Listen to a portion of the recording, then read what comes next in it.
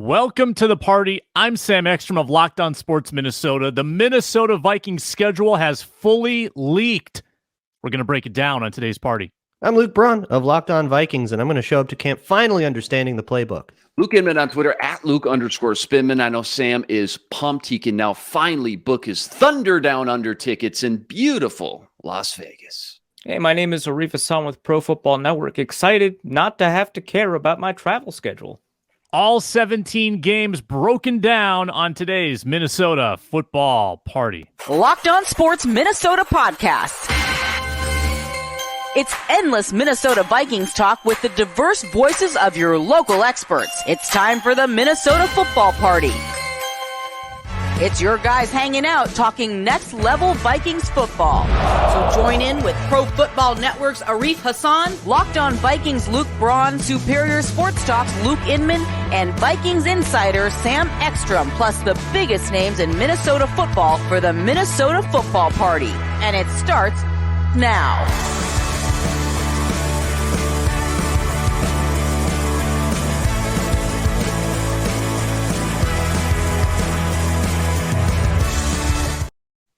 It's the Thursday edition of the Minnesota Football Party. Welcome into the show. I'm Sam. The two Lukes are here, and Arif Hassan, all covering the Vikings here at Locked On Sports Minnesota. We are with you Mondays, Tuesdays, Wednesdays, and Thursdays. You can subscribe to Locked On Sports Minnesota and get all of our shows. Ron Johnson Show, Minnesota Sports Rankum, Locked On Sports Minnesota. Please subscribe or find us free and available wherever you get your podcasts, and now available on the SiriusXM app, our fine new partners over at Sirius. Ron Johnson joins today's show early. We will be breaking down the Minnesota Vikings schedule in full. Thank you, Leaks. We appreciate it. You snuck in before the show began. It seems like we have the full Vikings schedule at our disposal. We break it all down, and then in our excitement, we're going to give you a 53-man Minnesota Vikings roster in way too early fashion. Today's show is brought to you by FanDuel Sportsbook. It's the official sportsbook partner of Locked On. Make every moment more. Visit FanDuel.com/LockedOn to get started. This is how we roll on this show when news breaks just before the program. Minnesota Vikings schedule has leaked apparently in full, guys, and I'm going with it because this iteration of the schedule tracks with every other leak that I've seen. Yes. But we're responsible journalists. We source our material. This is courtesy of Eli Corbett. And it lines up with leaks I've seen from Alec Lewis, Ben Gessling, Bill Huber, Skull Bros. Unimpeachable. Real quick, I want to say Eli Corbett is sourcing from Skull Bros. So if we're going to credit anyone, it should be Skull Bros. Okay, he is sourcing from Skull Bros. Yeah. Well, Skull Bros, who doesn't seem to get anything wrong. His leaks are in line with other leaks I've seen. So we've got the schedule. We're gonna break it down. You guys have had about 5 minutes to look at it. What do you think, Luke Inman? Viking schedule. What do you think? Kirk Cousins in prime time, guys. 5 primetime games. Remember, going into last year, Kirk was 0-9 heading in, and then he won 2 versus the Bears. I think it was 2020 and 2021. Looked like things were turning around. Struggled a little bit again last year, but 5 primetime games. That's the headliner, I think, when you look at this schedule the way it is. Catching the Eagles and Chiefs early, I actually don't mind that. Great test for the secondary and the defense specifically as far as communication and just learning and growing and getting that cohesiveness together. You catch the Chiefs, by the way, in between the Panthers and the Bears, kind of like that. Sam Darnold, you should be catching before Brock Purdy comes back week 7, it sounds like, so that'll be good as well. Last year had their early bye after the London game. This year you get the bye in week 13. All things considering, just knowing the opponents heading into today, not knowing the order in which it would unfold, I kind of like the way that it's kind of all shook out here, Sam, and just the order everything takes place in. Yeah, I think it's a gettable schedule. I like that you start out with a Bucs team down on its luck. I mean, you're going to be favored at home by 9 in that game. That feels like a heavy Vikings favorite game. Go to Philadelphia in week 2 again. That's going to be tough, guys. But I like the Chiefs. I like that the Chiefs game is insulated by the Panthers and Bears, 2 very winnable games. We've got Ron Johnson here as well. Now, Ron has seen the schedule, the official schedule. So I guess if he sees any discrepancies, he can let us know. He's probably not allowed to, actually. But Ron, will put you on the spot. So this is the leak. We're looking at the leak right now of the Minnesota Vikings schedule. I know you've seen it. I don't want to get you in trouble, Ron, but we're breaking this thing down as if it's real. A lot of prime time for the Minnesota Vikings this year. It looks like 5 primetime games for Kirk Cousins and the Vikes. Well, as far as the schedule goes, I mean, that's the leak. That's the leak. I don't know where that's on Twitter, I guess, or whatever. Yeah. Yeah, that it is what it is. You don't need to confirm or deny, but I can't even really see it though. Like on my screen, I can't see it that big. But no, I mean, as far as the schedule goes, when you look at other teams that have put their schedules out that are saying this is when we play the Vikings or whatever, that's how people kind of formulate and get these together. I was just listening to Dan Patrick on XM Radio, and he's talking to one of the 6 NFL execs that are part of that group. It's 6 NFL execs. They get together and they put the schedule together. And the first thing he asks him is like, who's Roger Goodell's favorite team? And he's like, he loves all 32 the same. And for those that are parents out there, that's a lie. Like we could easily get what was it, Maury Povich? I can't remember, or whoever would do that. But we interviewed and the results are in. We determined that was a lie. That was a lie. There's no way you love all 32 teams the same. And when that happens, because they say, once you do the schedule, so on and so forth, there's personal feelings put into this. But at the end of the day, it's about TV, about ratings, and Kirk Cousins in prime time, like it or love it, the conversation is going to come out. Can he win in prime time? The conversation is going to come out if he wins all 5 primetime games, which he won't. But if he does, now has Kevin O'Connell really changed that narrative around Kirk Cousins and what we should expect of him?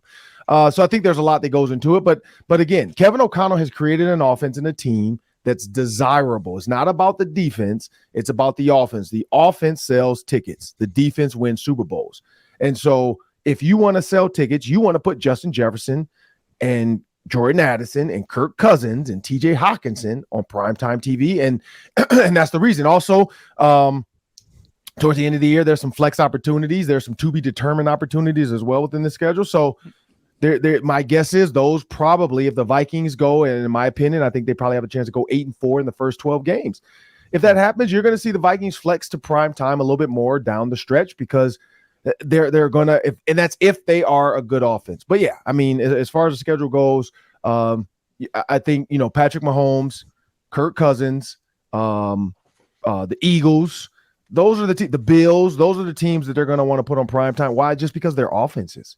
Joe Burrow. You want these high-flying offenses on prime time because that's what sells tickets. Sam, I see the Bengals game says TBD. Likely, maybe that could be a flex as well. Possibly 6 primetime games and 4 in 6 games as well in 6 weeks. That would be crazy. Real quick, too, outside of that Bengals game at Cincy Week 15, no crazy cold games either. I mean, you catch Green Bay at Lambeau, late October? I guess Denver, November 19th. But this could look a lot worse, again, if you get those cold outdoor weather games later in the year. Well, yeah, I said this. No doubt. Yeah, no, I said this with Sam, though. I said the same thing. I said, if they do it right, the Vikings should play the Packers early, and then they should play the Packers late indoors. And my guess is it's going to happen that way. Who knows? I know I got into an argument this morning on Twitter with Peter Bukowski. Of course, who else? Because I just tweeted that Jordan Love was thrown to the Wolves in game 1 and not giving him a home game. They gave him a road game. And, of course, people were like, oh, how are they siding with Aaron Rodgers? Packers fans, I feel like since they lost Aaron Rodgers, every morning they wake up, they just don't have enough coffee to help them function throughout the day because I told people, clearly, I said, hey, let me let you know a little secret. I said, no matter who the Packers were scheduled the first game, if it was the Vikings, if it was the Lions, I was going to say the same thing, that they threw Jordan Love to the Wolves because if they don't give him a home game, you're throwing him to a crowd the very first game that's going to be loud and noisy and excited. And then, of course, the Bukowski-ites, all his little minions are, Wolves, and they're posting pictures of corgis and dogs. I'm like, I don't think you guys realize that I'm not a Bears fan. I mean, I do know Spice Adams. I did play for the Bears, but I'm not a Bears support. Like, I don't work for the Bears. So your little memes and tweets about the Bears defense being bad, I don't really care. Like, I don't think Jordan Love, like, I feel like if Jordan Love were to play Alabama or Georgia in the first game, they would be throwing him to the Wolves. Like, that was going to be my retreat regardless if it was on the road. Now, if it was at Green Bay, I might be, and then they're like, oh, they love Aaron Rodgers because he got the Bills the first game. Yeah, that's because they want to sell tickets. But at the end of the day, they have Sauce Gardner, and they have one of the best defenses in the NFL. So I think they're going to be just fine against the Buffalo Bills with an Aaron Rodgers. But again, people are a little bit sensitive because Aaron Rodgers has moved on. He has a better girlfriend now. And, everybody's not happy. Ron, real quick, we haven't addressed this yet. And again, if this leak is true, I'm seeing Lions in week 16 and 18. If that's accurate, that is a very interesting, quick turnaround with those 2 Lions games right at the end of the year. Yeah, tune in to Vikings.com at Vikings.com at 7 p.m. We will be breaking down the entire schedule in his entirety. There also will be a nice little video teaser with some cameos from John Randall, TJ Hawkinson, Kirk Cousins in his van, myself, Paul Allen, Gabe Henderson, Tatum Everett. Was a fun shoot. I don't know the other players because some of them were in the indoor. So this was like a drone flying around the facility. In my immediate purview was John Randall, Kirk Cousins, TJ Hawkinson, Victor the Viking, myself, Gabe, and Paul Allen, and Tatum. So I don't know what other players were out there, but the drone was ridiculous. So at 7 p.m., we're going to find out. And we do have some breakdown of how the schedule's set, how the games are going. But this is not new if this happens, because they've done this before where the Vikings play the Lions on a quick turnaround in the same month. So it's happened before. It is what it is. You've got 5 away games in 7 matchups. Interesting how the home and away kind of all got laid out as well. And Ron probably can't speak to it too much because he's got to save it for tonight for the big unveil with the Vikings too. So we don't want to put him on the spot. Yeah. I think when you look at home versus road, the biggest thing is you're not going international. And then as far as bye week goes, where are they putting your bye week? Most players won at week 9 or 10. And so that all I think is part of it. Road versus home. Honestly, when you have an A+ on your report card and travel and amenities and food, traveling is not bad. Like when you have a really nice plane and really big cushy seats and your hotel is going to be a 5-star hotel like Macaulay Culkin in Home Alone and Lost in New York. I mean, come on now. Like this is not you're on a bus going to Albuquerque, New Mexico from Minnesota. So I think sometimes and also when you're on the road and you're getting away from your weather, and you're going maybe to an indoor stadium, that's also a bonus. Now, it is tough when the crowd noise is there and so on and so forth, but winning kills the crowd. You win, that crowd's going to shut up really fast. So I think, home versus road, the only ones for me that are going to be tough, and I think this is going to be the rest of the NFL because everybody's trying to figure this out, is the owners that opt to take that second Thursday night game and then these short turnarounds from Sunday to Thursday games because that's tough. And so when you have to go on the road on a short week, that's hard. That's hard. And so, I think that's going to be the key for a lot of these teams going forward is everybody's looking at that. Like, look, if you're going to make us play Sunday and then Thursday, can we get 2 home games back to back or at least a road and then our home game is the Thursday? Like that's, I think, going to be the argument next for the NFL players in NFLPA. For sure. Sorry, Reef. I'll just say we'll save your schedule reaction, Ron, until tonight with the Vikings, and then tomorrow on the roundtable, and we'll try to hit you with some other items as well. Oh, I got some takes. I got some great takes. Yeah. I will say this: I did receive a text message. I'm not gonna say from who, but they said, "Man, that was a great job breaking down the schedule, and we hope to do this for years to come." So. Clearly, I will say I did make a Jackson Mahomes joke, and they said it's fine. So I did have a Jackson Mahomes joke. It made it through, yeah. Because I've had some stuff like I'm a habitual line stepper, as you guys know. I don't care. I will do it on TV. Like I will do it wherever, and so I'm a habitual line stepper, and everybody's waiting. Like when is Ron going to step on? So I have had some that have had to get taken out because it is representing the Minnesota Vikings, so they can't put some out there saying, I did say that the Arizona Cardinals cheated. they had burner phones. I mean, they're out there acting like they're the CIA and FBI when the coach is supposed to be suspended, which leads me to believe when the Saints coach was suspended, he had a burner phone and ways to communicate with the team. But we're not going to talk about Sean Payton and the Denver Broncos. We are going to talk about the schedule release. And yeah, my joke with Jackson Mahomes is just I don't want him doing TikToks at US Bank Stadium. That was kind of it. I was like, hopefully he doesn't show up because we don't want to have to deal with him in TikToks at US Bank Stadium. So it wasn't, but there's some other stuff, and I don't know if it's in there or not. But yeah, Jackson Mahomes, yeah, no, I don't want that. We don't want that. No one wants that. But it'll be just our luck. We end up with a Arif Hassan in the background of a Jackson Mahomes TikTok. Watch. It's gonna happen. Arif's viral enough. He doesn't need that fame. Yeah, I don't. We're like Brittany Mahomes, Arif Hassan, and Jackson Mahomes like that. Imagine that video. 3 peas in a pod. Choreographed dance. Yeah, no, for sure. Arif, what do you got for Ron? Oh yeah, I just want to know, like, when players receive the schedule, like how do they like react to it? Do they typically, just say, hey, okay, whatever, this is week by week, or do they circle some games they really like? Do they tend to focus on games that are prime time? Do they focus on teams that they feel like have spurned them or wronged them in some way? Like, how do players generally react to the schedule? Are they excited about easy games, and how often are they right about their reactions? So like I said, I was standing there with TJ Hawkinson, as everybody kind of had an idea tonight, 7 p.m.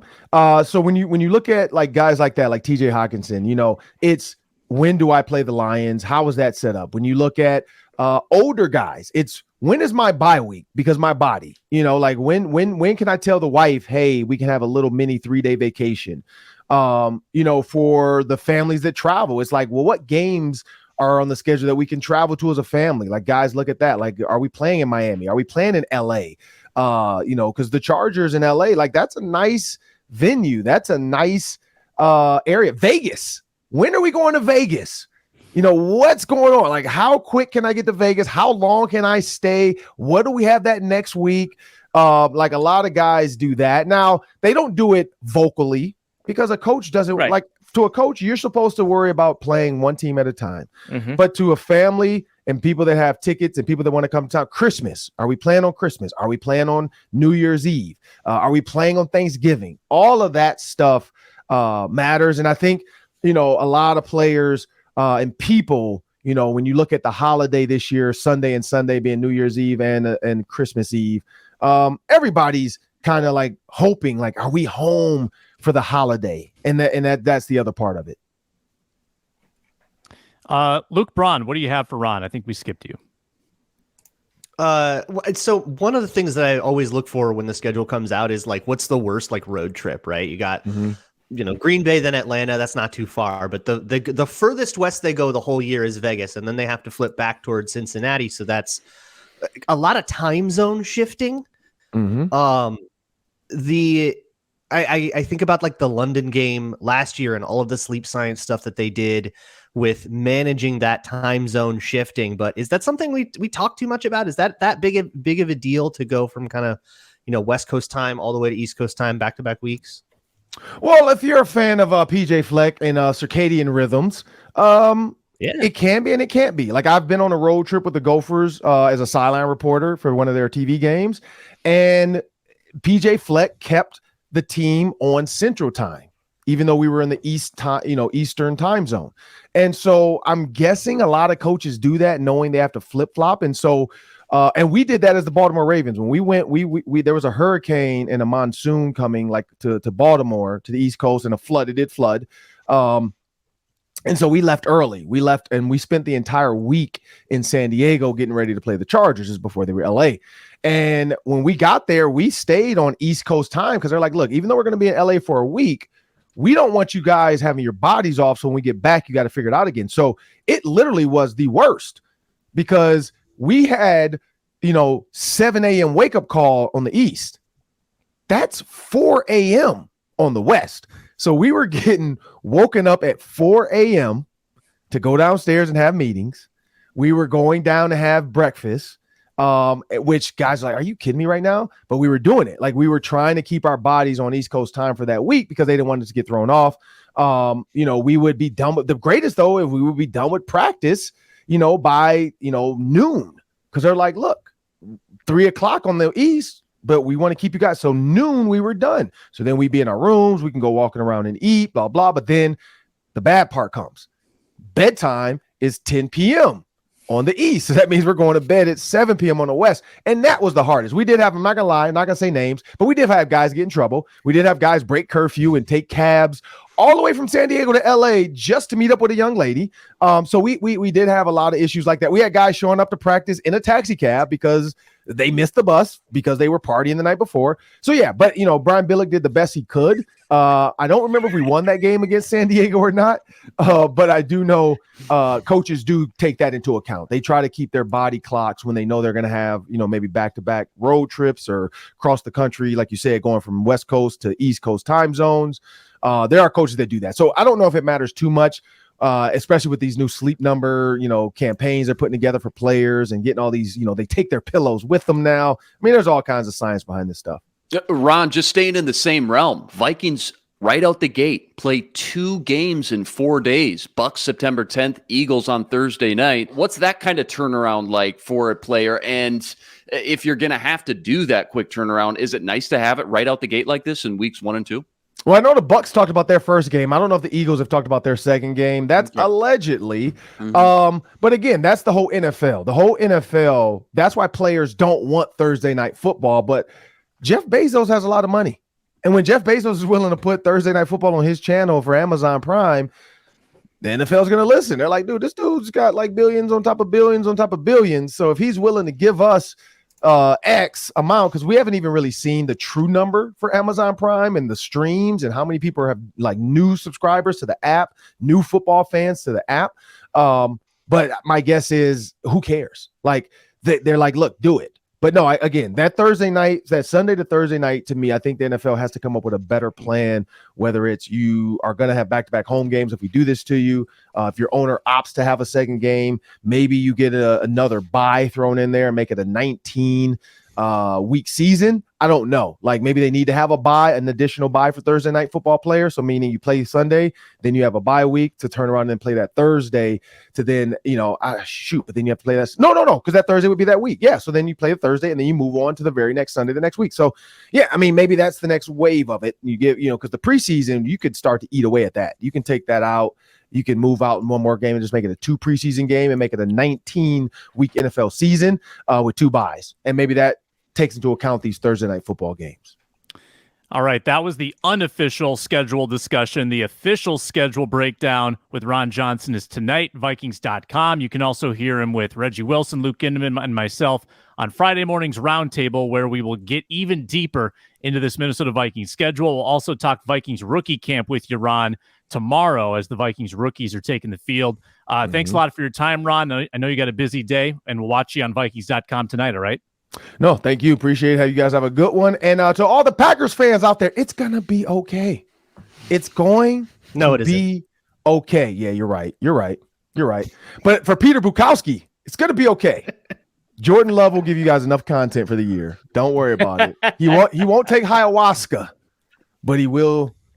I don't know what he will do. But I'm excited for Ron versus something Peter. To talk about. Version 2. I just hope he throws. I'm not gonna lie. After my tweet now about the Bears defense, I am literally gonna be watching that game, and I hope Jordan Love, just that game. I hope he has a decent season because I for the culture, I want him to have a good season. But I hope he throws like 3 interceptions and 2 fumbles against the Bears. I just hope so. I don't know, because then I can go back to all these tweets. Because if he does have a good game, I know all these trolls are gonna come attack me. I know they are, and I've seen the movie Trolls. A bunch of trolls together, they're dangerous. I've seen the movie Trolls, and I've seen Annika and Elsa and Anna with Frozen and those trolls. Trolls are dangerous when there's a group of them. So be careful, people. That's good advice to end on. Thanks a lot, Ron. At 3 Ron Johnson, host of the Ron Johnson Show. Have a good one. All right. Take care, guys. Yep. Before we continue with our 53-man roster projection for the Minnesota Vikings, a reminder that we are brought to you by Built Bar, a delicious, nutritious, best tasting protein bar in the world. It's Built Bar. You got to try them. They're healthy, and they are still amazing with 100% real dark chocolate. That's right, real chocolate on these Built Bars. The flavors, they're delectable. Peanut butter brownie, cookies and cream, coconut puff, cookies and cream bar, double chocolate puff. So good. You can get them at Walmart. You can get them at Sam's Club. You can just go in the pharmacy section, waddle on down there, the 4-bar box, the 13-bar box, load up on some Built Bars, or online conveniently get the specialty flavors at Built.com. Again, it's Walmart, it's Sam's Club, it's Built.com. Built Bars, you'll thank me later. All right, more scheduled talk tomorrow on the roundtable with Ron Johnson and Reggie Wilson. But right now, I've assigned you all 3 position groups. We are going to go around the horn and put together a 53-man roster. So again, this is what we did last fall for our 53-man projections.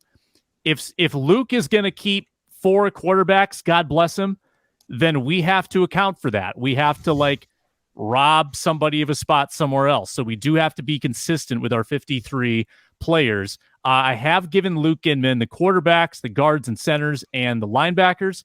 Arif, you've got the running backs, tackles, and corners. Braun, the tight ends, the edge, and the safeties.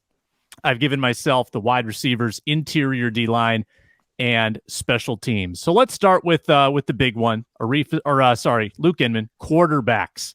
Who are you going to keep on the roster?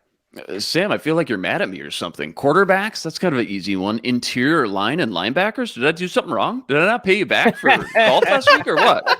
I'm getting robbed here, man. All right, well, quarterbacks, I think it's pretty easy. Last year, they only kept 2 guys, Nick Mullins and Cousins, but I think they're going to roll with 3. Kirk Cousins, dog. Nick Mullins, dog. Jaron Hall, dog. That's it. 3, one and done. Hat trick, baby. Do you guys disagree at all? I mean, is there a chance Nick Mullins doesn't make the 53? I can't see it. I really can't. There's a chance, but I agree that it's pretty unlikely. I think that Nick Mullins is going to make I think they want to have a veteran behind Kirk Cousins. Yeah, you don't want Jaron Hall, your number 2, going into the year. I unless he just blows you guys away, but I can't see it. I just don't. That's what it would have to take. It would have to take Jaron Hall, coming out, winning the job, showing a lot of usefulness in game prep, and showing that he's wow, he gets everything. He can actually kind of do that backup role that's halfway an assistant coach. If he can do that right out the gate, then I guess. But yeah, that doesn't seem likely. Yeah. So they kept 2 last year. We're adding 1 this year. Where that extra guy, what position group, where that comes from, I'm not sure, Sam. Yeah. All right. Luke goes chalk. Let's go to Arif with the running backs. I mean, this one's pretty easy. We're kind of assuming that Dalvin Cook is gone, right? And so they kept a higher number of running backs than you'd expect last year. This year, they want to focus on the run game. So including the fullback, I'm keeping 5. So that's Alexander Madison, Ty Chandler, DeWayne McBride, Kene Nwangwu, and of course, CJ Ham, because you can't leave him off the roster at this point. And they kept 5 last year with CJ Ham too. Did they not? Okay. Yeah. And so this emphasis on the run game, I think, is going to make that even more likely that they'll keep 5. So I don't think I had to worry too much about balancing against the other needs on the roster. You're going to have to figure out where you're getting that extra quarterback from somewhere else. And do the Vikings even have a 6th? Usually there's one. There's always one kind of back that blends into the background. You mean on the 90? Not this. Yeah, there's not even another back on the 90. Yeah, Rose. AJ Rose. They don't have an AJ Rose. AJ Rose type. Yeah. They might. I believe they have. I believe they have an open spot on their roster right now because that one, the international exemption. I forget his name. The French guy doesn't count. Junior Aho. Yeah. Braun, you got the tight ends. For similar reasons, the increased emphasis on the run, the fact that we kind of expect a little more 12 personnel. I'm going to 4 tight ends. This is something that previous iterations of the Vikings have done in seasons where they're trying to run out of 12 personnel a little bit more. So I'm sort of going off of that. But just signing Josh Oliver feels a little bit like they're going to be relying on that position a good bit more. So that's TJ Hawkinson, Josh Oliver. That's easy. And then it gets really hard. I don't know what to make it after, I guess, Johnny Munt. And then you've got Ben Ellefson, Nick Muse, and then Ben Sims, the undrafted guy. I'm going to go a little wild. I feel like Nick Muse was closer to making the team last year than we noticed. I'm gonna say Nick Muse does it. Yeah, right. baby. What'd they do last year? Did they keep 3? They kept 3, right? They kept 3 last year. I think that. I'm projecting that they up that with this new kind of emphasis on big guys run game.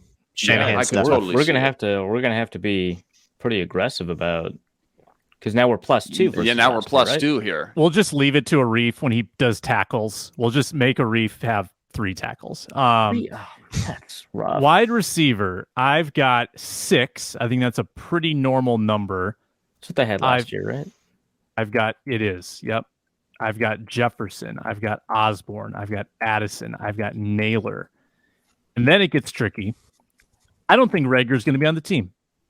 I think that Malik Knowles is too good to expose to waivers. I think he gets through. And then I think Tristan Jackson is your wild card 6th. I don't think that Prohl makes it. I don't think that Powell makes it. And if I am exchanging Jackson for anyone, it would be Powell. I think he's the 7th man. But I'm going to be a little weird here. I'm going to go Tristan Jackson. You know I love Malik Knowles, so I hope you're just right. to be clear, I you're just getting don't you're think- getting rid of one of the tackles for Tristan Jackson. That's what's happening. I want to make your Doing that? life difficult. Yes, that's my goal. Despite It would be wild to see it happen, and I hope Malik Knowles, who probably will go to the practice squad, doesn't get sniped or plucked from some other team. But yeah, we've talked about as a semi-hot take, maybe Rager doesn't make the 53, so it could happen. Hot take. Who's returning Also, punts, Arif, then? you can keep as many who's returning punts. Yeah, I mean, that Ray feels Powell. like if Jalen Rager loses the punt job, that feels like the way he Powell He has to, misses the so roster, you got to right? keep Powell. But you cut Powell too. And I didn't keep Powell. Yeah, But that We're mean just going for the block every time. I mean, I every have to punt, we're figure going for this the out at block. Send in the cornerback house. too, because I can't add another corner. That's like the only other, because unless we're having Kene return punts as well, that falls on me, right? Because if you don't have a receiver who's returning punts, then the only other position that's going to do it, besides running back, which we've already figured out, is cornerback. That's me too. there's a lot of time left, Arif. Just calm down here. We can figure this out. Maybe We're gonna be Jalen fine. Naylor took punts at Michigan State. When have I That's ever what been calm?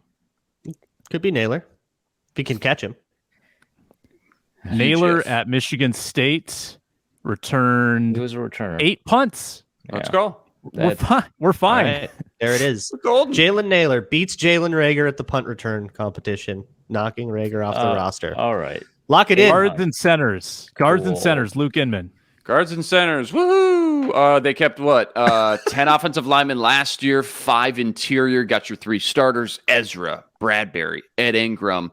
Little birdie was chirping in my ear, told me Blake Brandel was taking some reps and snaps at guard and center over Oli Udoh. They didn't try Oli Udoh out there, Vadarian Lowe, just Blake Brandel. So maybe they think Brandel has some position flexibility there. I'll keep Schlottman, and just because we're down so many positions, maybe I'll keep 4. Maybe I'll do you guys a favor and keep 4. I'm just going to keep 4 instead of 5. Maybe not So the it's most just realistic Schlottman? thing, but I'm just going to keep Schlottman. Alan Okay. Ali, maybe he makes the practice squad. Blake Brandel gives you some interior flexibility. I said Schlottman. Chris Reed. I got to keep Chris Reed over Schlottman.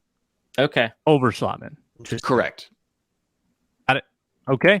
There's your That would roster be, spot, I Arif. think- See how So easy that was? Well, so we're +1, so we still have to figure this out. But yeah. We're at 3. That's an 8, interesting 12, competition between 18, Reed and Schlottman. 22. Yeah, I agree. Yeah. Vikings can only have you only need 11 defenders, Arif. I mean, you have plenty of numbers to work with. Cool. Am I doing Tackles. tackles now? All right. Yes. So just to be clear, the tackle that's gone on a 3-tackle roster is Oli Udoh. So you kept Christian Jackson so you could kick Oli Udoh off the roster. That's what happened. I want you to recognize that. That's Oli Udoh is an expiring contract. Tristan Jackson is a budding star. I bet Wait, Christian Jackson's so also we got an rid of expiring Rager contract. and Powell, and we kept Naylor, Jackson, and Malik Knowles. I'm pretty sure it's a futures contract. Yes. Yeah. We Yeah, didn't keep Malik that's not- Knowles. They're both expiring contracts. Love All right. Well, it's obviously Christian Darrisaw and Brian O'Neill, and then Blake Brandel obviously is making the team as well. Which I guess there's no way. Okay, if Luke only has one depth offensive lineman along the interior, there's no way we're leaving with only 7 offensive linemen on the roster. So I'm going to force Oli Udoh into the conversation, just because we cannot have 2 backup offensive linemen. No. So I mean, they kept 10 last year. 4. If we get out of here with 9, I mean, that still saves us 1 spot. Yeah. So, this is 8, right? Because it's the 5. I think you got to keep Vidarian low as well. All right. Well, if Brandell is taking on a versatile role too, then 8 can work if like all 8 of them play a bunch of different positions. And I'm pretty sure if that is true of Brandell, then all 8 play a bunch of positions. Are we confident that Oli Udoh is going to have that? Like, because his stint at guard was catastrophic. Terrible. If we're considering him as a depth guy. thing. Okay. Then I guess I'm keeping Vidarian low. Well, let me ask you guys this: do you want Vidarian low or do you want Austin Schlottmann? Do you have a preference there at all? Austin Schlottmann. That's who I'd prefer. Okay. Well, maybe we swap those guys out then. Maybe I keep Schlottmann. I keep 5. I keep Chris Reed and Schlottmann, and then we get rid of low. All right, so we have 9 total offensive linemen. So we're still versus plus 10 1 from on last offense. Year. All right, we're plus 1. Yeah. Where did we land? Here? Is Udoh on the team? Yes. No Vidarian low. They kept Udoh, Vidarian low, Schlottmann, Chris Reed, Blake Brandel. Those are your backups last year. They kept 5 backups. They had 10 this year. We're not keeping Vidarian low, correct? Yeah. He'll be on the practice squad. That's fine. Go. Okay. Are we keeping Schlottmann? Yes. We are. All right. That was hard for me. Sorry. So we've got 27. We have 27 offense. Okay, so that puts us back at plus 2. Got it. Cool. Yep. And so I think Tristan Jackson is on the bubble. Nick Muse is on the bubble. I think probably more so than like your offensive lineman. Like sure. Luke and I indulged on the skill positions, and then the trenches are the ones that are having to suffer because of it. I make no the apologies. Trenches and Arif. Yeah. Arif is suffering. Yeah. All right. I can get rid of Nick Mullins. You just I got my kick finger him to the curb here. You say the word. We're keeping him. All right. Defense. Yep. All right. Braun, edge. Ugh. And I assume by edge we're talking about Daniil Hunters and not technically Dean Lowry crap. Okay. Yep. Yes. All right, Daniil Hunter, Marcus Davenport. I'm gonna circle back to Za'Darius Smith. We'll keep Za'Darius Smith. Let's say they figure something out on him. I am gonna be optimistic about that. And then you have this crazy battle for, and especially that we're plus 2. I might make up for some indulgence on offense here. Like DJ Wanham, Pat Jones, Luigi Villan, Andre Carter, even Curtis Weaver's a weird idea. I'm going to only keep one guy. I'll only go with 4 of these. And I'm going to make that guy Pat Jones. No. I actually like that, Luke. I actually like that. If it came down to Jones or Wanham, I think I'd leave $300,000 contract for Andre Carter. He doesn't even make the team. Well, he'll make the practice squad. Yeah. Oh, okay. Well, now he's the most expensive practice squad player, but mostly he's going to be poached. I talked to Ziggy. I talked to Mark. It's cool, man. Don't worry about it. Pennies on the dollar. See, he doesn't get a choice if he's. But here's the thing: you can't entice him. If someone wants to put Andre Carter in his current state on their 53-man roster, have it. He's a 2-3-year project, state man. That famously, his body needs to be like re-sculpted without the army conditioning stuff.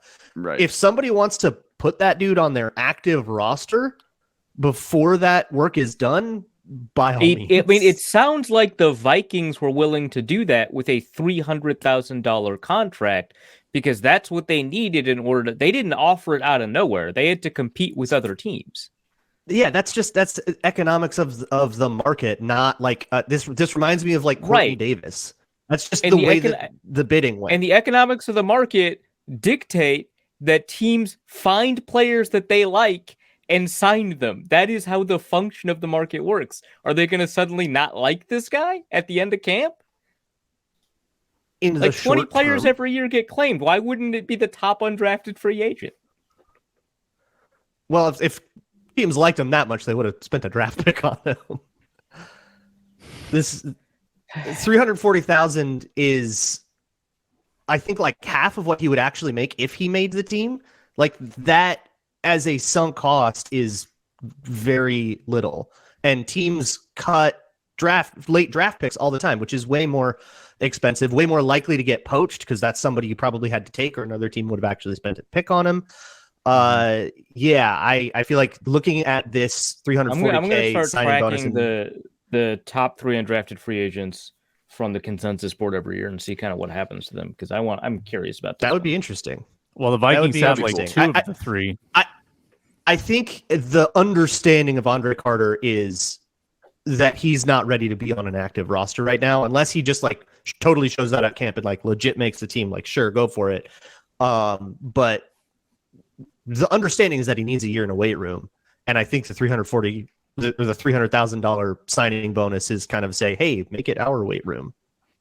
Do you think he can contribute on special teams right away? Because that's what teams want that roster spot for. I think he can. No, but you don't think he can contribute on special teams right away? In defense of Arif, the Vikings have drafted and stashed or even kept UDFAs for years. I mean, they're okay redshirting. Like I think that's definitely a thing that they would do. Yeah. Now UDFA red shirts are probably a little rarer than like Vidarian Lowe was this. Ty Chandler was this. Like these guys were buried with probably very little intention to play. Luigi Villain was a UDFA, right? Mm-hmm. Yeah. Did he make the roster outright? He was on it all year. Yeah. He made it. Yeah. Yep. Yeah, he got in. I don't know, man. Yep. So it's not absurd to think that they would do this. Bron, your video is kind of catastrophic right now. Yeah, I mean, so is the audio, but I don't think he can fix that. Yeah. Because he's maybe right. I don't know if that was I don't know if we can edit around that at all. Nope, leaving it in. Okay. Nope, sorry. All right, I've got interior defensive line. You love the trenches. You're a football guy. I gave you the interior O-line. I'm very curious to see what you're going to do here. I'm curious too. Okay. Good. All right. Phillips. Bullard. Lowry. Controversy yet? Ponga. Roy. That's 5. But Maywell. No Ross Blacklock. No James Lynch. Nope. Yeah, I'm comfortable with all of those choices. Okay, man, I like it. So I could see Bullard going either way. Yeah, exactly. I could potentially see 5 with Bullard gone. Mm-hmm. Yeah, we're gonna have to cut back on linebacker, whoever has that. So we just cut Ross Blacklock and Jalen Reagor, who we gave up draft picks for last year. Okay. Yep. That's what we do. That does not shock anybody. That's what we do. There's like 9 players in this interior D-line room I could see making the team. Like this is a hard one. Yeah. I actually low-key like Kenny Willekes too as a sleeper 53 guy, but we'll see. Linebacker, inside linebacker. Do it. Last year they kept, what do they keep? Hold on. They kept 4. Kendricks, Hicks, Asamoah, Troy Dye. Going to keep 4 as well. Jordan Hicks, Brian Asamoah.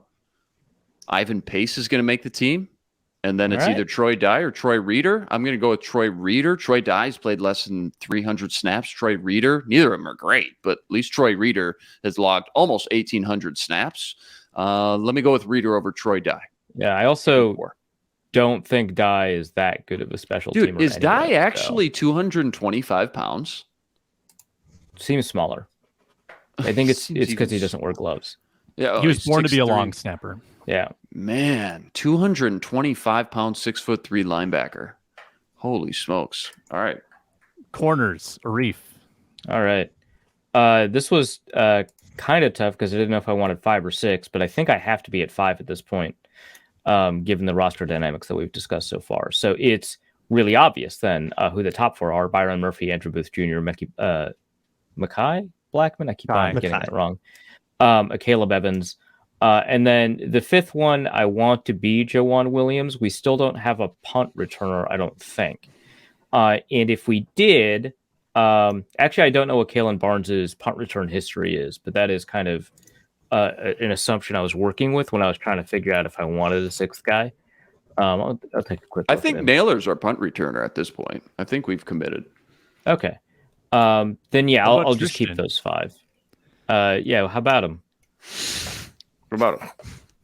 Look, Tristan Jackson. Nope. So that's a no for me, dog. All right. So you got 5 corners. Williams is your 5th. Who are you shirking? Like who's not making it? Well, Kalen Barnes. John Reed. John Reed's John not Reed, making it. who they just grabbed, right? Is that the Penn State guy? I'm trying to remember. I think so. Yeah, super athlete then, if I remember him correctly. But yeah, you're gonna have to part ways with him. And then Jalen Williams, CJ Colden, the undrafted free agents, Tay Gowan, who they signed to a reserve contract, Najee Thompson, undrafted free agent. I don't think anything super weird about that. And then I categorized Jay Ward as a safety. So whoever has safety is probably going to have to figure that one out. Yeah, that's Braun. And I think you have 4 spots here to work with. So I think it's an easy call. Well, I guess Metellus. Nah. You have Not anymore. Not as Jay Ward counts. Yeah, Yep. that's tough. Cutting a good That football is player. tough. I think I have to cut a good football player here. Would you rather Harrison have Josh Smith, Metellus Lewis or Snead? Christian Jackson? It all comes back to Tristan Jackson. Well, I don't have control over basically that. determined that he's number 53, right? It's him and Nick Muse. All right. What if I exchange Jackson for Powell and fix our punt return problem? It doesn't change It our doesn't roster solve- problem, but it solves it one doesn't problem. solve the problem. And Okay, then yeah, you'd have to so- get rid of Nick Muse. That's Yeah, then you if have you to get want, rid- if you wanted to keep Josh Metellus, I'm saying. You don't have yeah, to. well, that's Metellus. Luke. That's And you, I 'cause would you were do tight that. ends, right? So Luke, you have to make the choice because you were also tight ends. Would you rather have? I'm Nick deeply Muse? unhappy about this. Good. Would you rather have Nick Muse or Josh Metellus? Well, I'm wondering if that actually is the question. What if I did something spicy? Yeah, screw it. It's May. There's no consequences. I'm gonna cut Cam Bynum. Says Lewis Seen makes it. Wow. Why not? Yell at me. The guy who started Harrison last Smith, year? Lewis Seen, Josh Metellus, Jay Ward. There's my room. Lewis Seen takes the starting job, and Cam Bynum roster cut down day trade, and we'll get a pick out of it. Okay, that So was safety my next team. question. Can we at least get like a day 3? All right, like a Jesse Davis conditional 7th round. in 2027. Right? He's a starting safety. Somebody will give us a real pick for that. Probably, That yeah. will happen. Or you Marcus could Epps just was a cut starting Nick safety, Muse. and he just hit waivers. I mean, so. you don't have to go, but I respect it. I like it. It's spicy. It's fun. Nope, I'm not cut. I'm Fun little keeping 4 exercise. tight ends. That I feel. Whether it's Nick Muse or someone else, I think don't so. feel as good about that. One thing we didn't discuss is that Luke Braun has like an incentive to make it weird, and nobody makes it weirder than Nick Muse. So I guess that's fair. I actually love Yeah. it. Without That's Chris Boyd on the roster, 100% you got part it. of Right. this. I love it. 27 offense, 23 defense, 3 for special teams. Oh God, I hate that. I'll go unit chalk. ever. Joseph Wright, DePaula, to round it out. Let's never do a collaborative 53 again. That was great. We should run a team, guys. I'm really good at this. Get us in the I think war we should room. do that several we times. silent throughout ourselves season. into our own position groups. That's not collaboration even. Right. I imagine this is probably how the Vikings do it. They probably say, "All right, Keenan McCardell, you get the final say. Pick the The receivers." final say. And remember, Well, you haven't been thinking about punt return or kick return at all, but keep that in mind. all right. I'm keeping Blake Prohl. I'm keeping Tristan Jackson. I'm keeping Brandon Powell. Whoa, Keenan. Whoa. We're a little overextended here. This Nope. is like what is that called when a different writer picks up like the next page of a story or the next chapter of a story, and so you don't know where the story is going to go because someone else is writing the next. This is like that, but somehow stupider.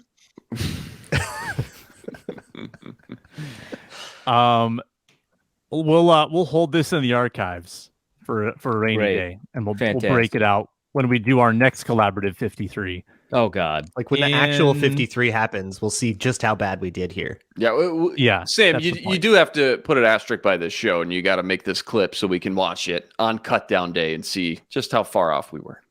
Yeah.